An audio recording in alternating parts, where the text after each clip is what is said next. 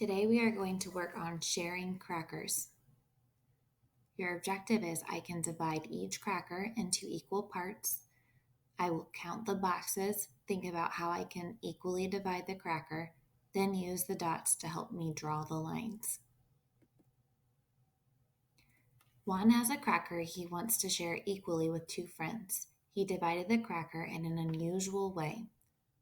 So if you look at the dotted lines, that's how he has decided to break apart his cracker to share with his friends. Do you think Juan divided the cracker into 3 equal parts? So, yes or no, and then tell me why. Go ahead and pause your video and think about that for a second.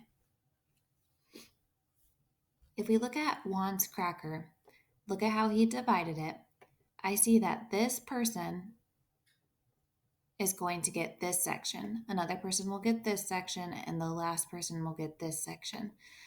Those don't look equal really right now when we look at it, but if we use these dots like they did for these dotted lines, it's going to help us visualize how many squares each person is going to get.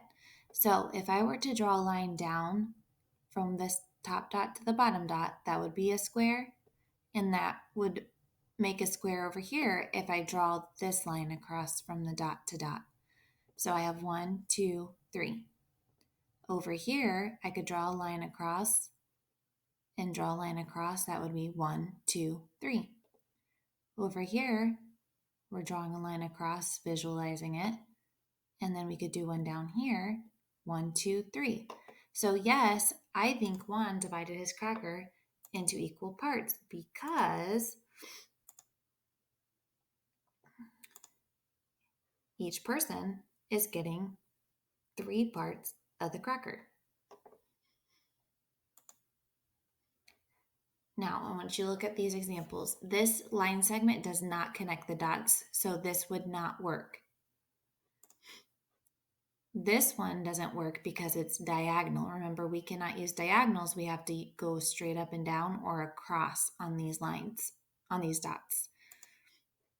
These line segments do work. They connect the dots properly, so you can do it all the way across the cracker. You can go up and go across, then go back up again. These work, the top ones do not work. All right, let's look at this one. We have to show 2 different ways to divide the cracker into 4 equal parts. They have to be equal. So if I want to make 4 equal parts, well, let's think about this.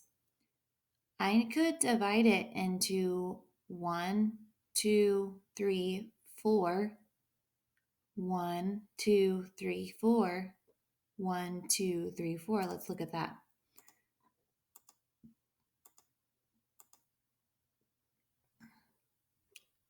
But look down here, it says 4 equal parts. I have 1 big part here, 2 big parts here, 3 big parts here. Is that 4 equal parts? No, that's 3 equal parts. So that doesn't work. I'm going to try again. All right, show 2 different ways to divide the cracker into 4 equal parts. Well, I just did 1, 2, 3, 4. That doesn't work. I want 4 equal parts. So what if I try 3? 1, 2, 3. Okay, and here's 1, 2, 3. This would be 1, 2, 3. And that would leave this section 1, 2, 3. So is that 4 equal parts? Here's 1, 2, 3, 4. Yeah, that's 4 equal parts. Let's try this one. We have to do it in a different way. So I can draw 1, 2, 3. There's 1 part of the cracker.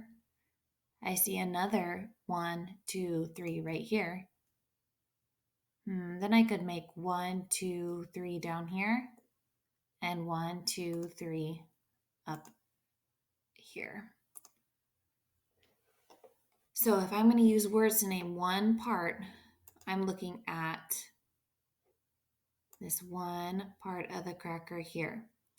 So I have 1 part out of the whole cracker. And remember, it's divided into 4 equal parts. So there would be 1 out of 1, 2, 3, 4. That'd be 1/4.